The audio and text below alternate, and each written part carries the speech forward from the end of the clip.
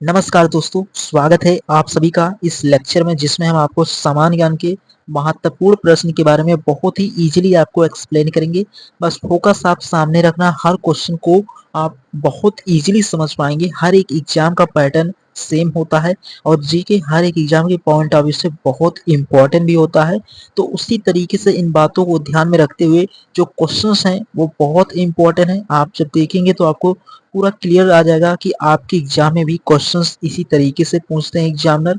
और ये क्लास सभी एग्जाम के पॉइंट ऑफ व्यू से इम्पोर्टेंट है, चाहे आप किसी भी एग्जाम की तैयारी करें, एसएससी या यूपी पुलिस या दिल्ली पुलिस, इन सभी एग्जाम के पॉइंट ऑफ व्यू से क्लास बहुत इंपॉर्टेंट है। आपको क्लास को फोकस रखना होगा 100% और शुरू से अंत तक देखेंगे तो हर क्वेश्चन को 100% बहुत इजीली समझ जाएंगे। शुरू करते हैं आज के पहले क्वेश्चन के साथ। बस फोकस आपको सामने रखना होगा तो बहुत इजीली क्वेश्चंस को समझ पाएंगे। तो पहला क्वेश्चन इसमें मेंशन किया है कि पानीपत की पहली लड़ाई कब और किनके बीच हुई थी। तो पानीपत की जो पहली लड़ाई हुई थी वो 1526 में बाबर और इब्राहिम लोधी के बीच हुआ था। अगर उसके इम्पोर्टेंट पॉइंट के बारे में बात करें तो इसमें बाबर की क्या हुई थी, जीत हुई थी और यहीं से ही भारत में मुगल साम्राज्य की नींव रखी गई। ये आपको क्लियर होना चाहिए। एंड उसी प्रकार बात करते हैं सेकंड क्वेश्चन क्या है उसके बारे में। तो उम्मीद करता हूँ आप फर्स्ट क्वेश्चन को बहुत इजीली समझ गए होंगे, बहुत इंपॉर्टेंट था। एंड सेकंड क्वेश्चन मेंशन किया है कि शिवाजी जो महाराज थे उनका राज्य अभिषेक कब हुआ था। तो उनका जो राज्य अभिषेक हुआ था वो 1674 ईस्वी में हुआ था। अगर इसके इम्पोर्टेंट पॉइंट के बारे में बात करें तो यहाँ पर मेंशन है तो जो रायगढ़ किले पर शिवाजी को छत्रपति की उपाधि भी मिली थी। ये भी आपको क्लियर होना चाहिए। तो उम्मीद करता हूँ आप इन दोनों क्वेश्चन को बहुत आसान तरीके से समझ गए होंगे। अगर आपको इनमें कोई डाउट हो तो कमेंट बॉक्स में मेंशन कर सकते हैं। उसके बाद बढ़ते हैं अगले क्वेश्चन के बारे में और इम्पोर्टेंट क्वेश्चंस हैं। उसके बाद ये क्वेश्चन भी बहुत इंपॉर्टेंट है कि महात्मा गांधी ने सत्याग्रह आंदोलन की शुरुआत कहाँ से की थी। तो जो महात्मा गांधी जी, उसके बाद अगला क्वेश्चन है यहाँ पर बोल रहा है कि महात्मा गांधी ने सत्याग्रह आंदोलन की शुरुआत कहाँ से की। तो महात्मा गांधी जो थे उन्होंने जो सत्याग्रह की शुरुआत किया था आंदोलन, वो चंपारण जो कि बिहार राज्य में है और 1917 में यह आंदोलन नील की खेती करने वाले किसानों के लिए था। जो क्या था, सत्याग्रह आंदोलन। तो ये आप बहुत इजीली समझ गए होंगे कि ये किसके लिए था। तो नील की खेती करने वाले जो किसान थे उनके लिए महात्मा गांधी ने इस आंदोलन को 1917 में शुरू किया था। ये आपको प्रॉपर समझ होना चाहिए।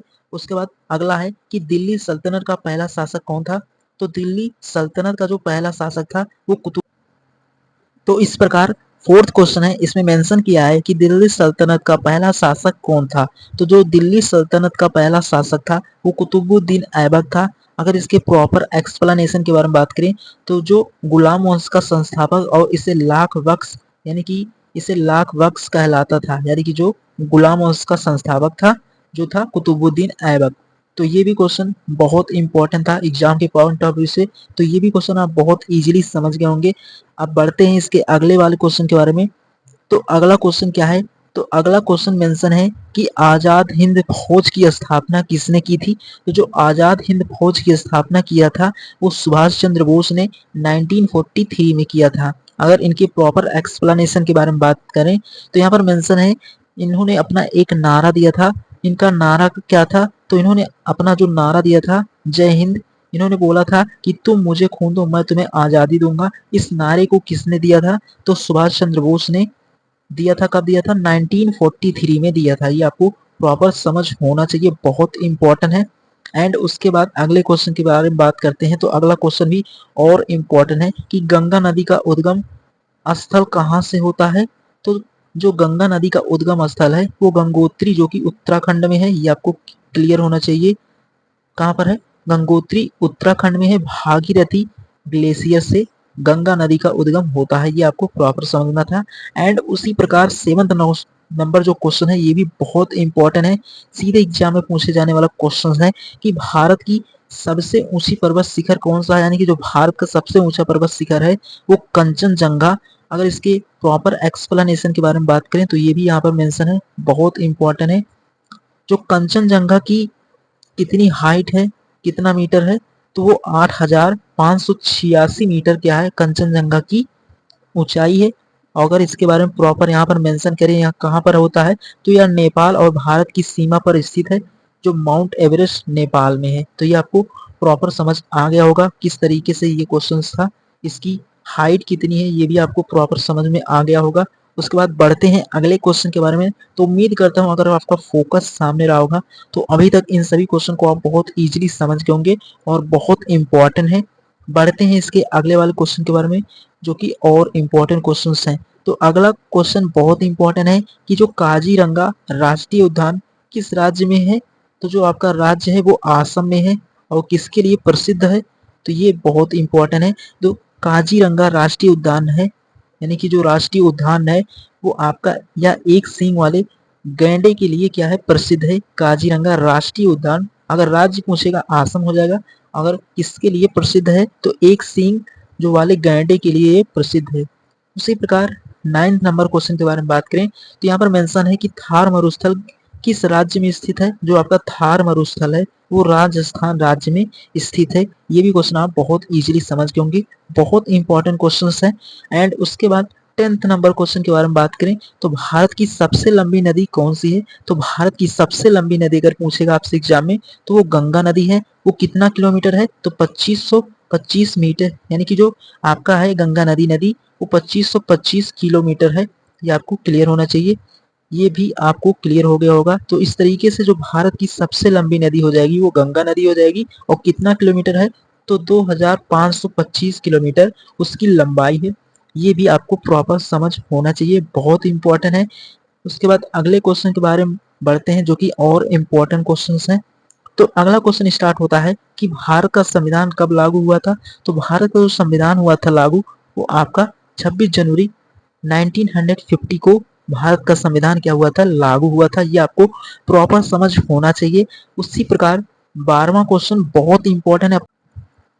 उसके बाद 13वां क्वेश्चन, ये भी अपने आप में बहुत खास क्वेश्चन है। तो उम्मीद करता हूं अभी तक आप जो 12 क्वेश्चंस थे बहुत बेहतर तरीके से समझ गए होंगे। सीधे एग्जाम में बनने वाले क्वेश्चंस हैं और आपको प्रॉपर इनकी समझ होनी चाहिए। उसी प्रकार 13 नंबर क्वेश्चन ये भी बहुत इंपॉर्टेंट है कि लोकसभा की अधिकतम सीटों की संख्या कितनी होती है। तो जो लोकसभा की अधिकतम सीटों की संख्या होती है 552 वर्तमान में है और 543 चुने हुए सदस्य होते हैं। तो ये भी क्वेश्चन आप बहुत इजीली समझ गए होंगे, बहुत इंपॉर्टेंट है, सीधा एग्जाम में पूछने वाले क्वेश्चन है, पॉलिटी के क्वेश्चन हैं बट बहुत इंपॉर्टेंट है। एंड उसके बाद अगले क्वेश्चन के बारे में बात करें तो अगला क्वेश्चन अपने आप में बहुत इंपॉर्टेंट है कि राज्यसभा के सदस्य, यानी कि जो राज्यसभा में सदस्य कितने समय के लिए।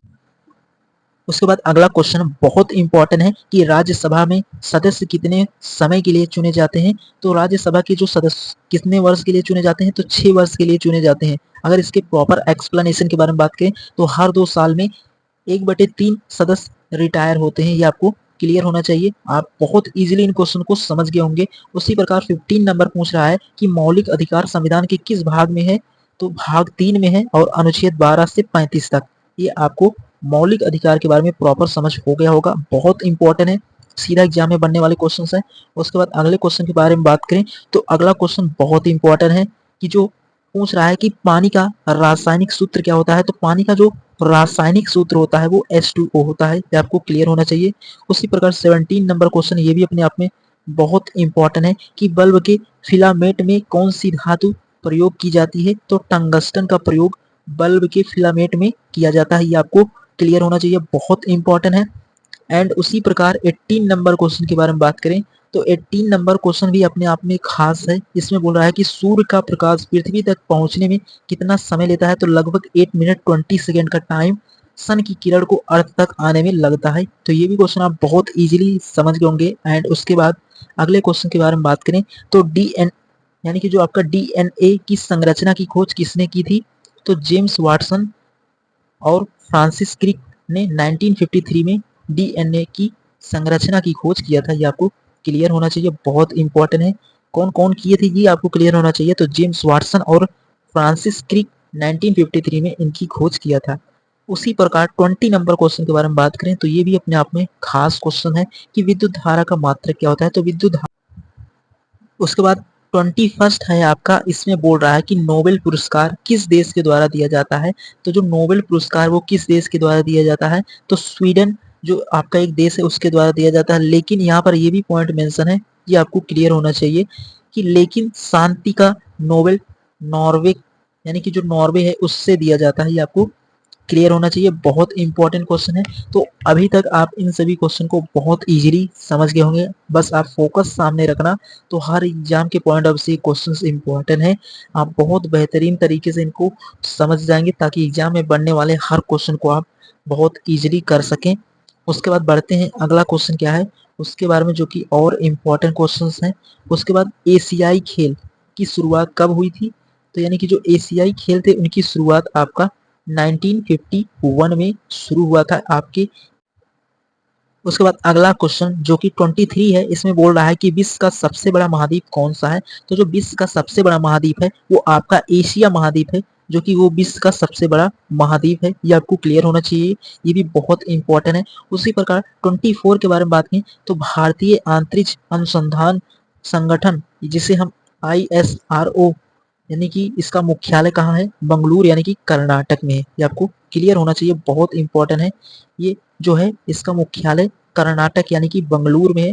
तो ये भी क्वेश्चन आप बहुत इजीली समझ गए होंगे। तो इसमें आपको पूरा क्लियरिटी आ गया होगा कि इसमें हर एक सेक्शंस के क्वेश्चंस हैं, आपके पॉलिटी, हिस्ट्री और GS के भी क्वेश्चंस थे। तो इस तरीके से ओवरऑल आपके एग्जाम में भी 25 क्वेश्चंस बनते हैं, जिसमें मिक्स क्वेश्चंस रहते हैं। उसी तरीके से उन्हीं पैटर्न को देखते हुए इन क्वेश्चन को डिजाइन किया है। अगर आपको कोई भी डाउट हो तो कमेंट बॉक्स में मेंशन कर सकते हैं, और आपको क्लास कैसे लगा ये भी कमेंट बॉक्स में जरूर बताना, और अपने सभी फ्रेंड के साथ भी शेयर करना ताकि वो भी अपनी पढ़ाई को और बेहतर कर सके। और सभी एग्जाम के पॉइंट ऑफ व्यू से क्लास इंपॉर्टेंट है। एंड उसके अगले वाले क्वेश्चन के बारे में बात करें तो अगला क्वेश्चन आपका लास्ट है 25 में, पूछ रहा है कि जो संयुक्त राष्ट्र संघ UNO की स्थापना कब हुई थी। तो 24 अक्टूबर 1945 में संयुक्त राष्ट्र संघ की स्थापना हुआ था। ये भी आपको प्रॉपर समझ में आ गया होगा। तो इस तरीके से आप 25 क्वेश्चन को बहुत इजीली समझ गए होंगे, बट आपका फोकस सामने रहा होगा तो आप 100% इन क्वेश्चंस को समझ गए होंगे। और इनमें से एक भी क्वेश्चन आपके एग्जाम के आता है तो आपके लिए बहुत इंपॉर्टेंट होगा ये सेशन। तो मिलेंगे नेक्स्ट लेक्चर में, आप इन सभी क्वेश्चन का रिवीजन करना, क्योंकि आपके एग्जाम के पॉइंट ऑफ से ये क्वेश्चंस इंपॉर्टेंट होते हैं। आप किसी भी प्रीवियस ईयर एग्जाम को जब देखेंगे या आप मॉक टेस्ट देते होंगे तो आपको क्लियरिटी आ गई होगी, उसमें क्वेश्चन इसी तरीके से बनते हैं। तो आप इन क्वेश्चन का रिवीजन करना, उसके बाद अपने टेस्ट को भी देते रहना, उसका भी एनालिसिस करते रहना, तो आप और ज़्यादा इम्प्रूव करेंगे आपके क्वेश्चंस। तो मिलेंगे नेक्स्ट लेक्चर में, आपको नेक्स्ट टॉपिक के बारे में बहुत ही इजीली नेक्स्ट लेक्चर में एक्सप्लेन करेंगे। आप इन क्वेश्चंस का रिवीजन करना और अपने सभी फ्रेंड के साथ भी शेयर करना ताकि वो भी अपनी पढ़ाई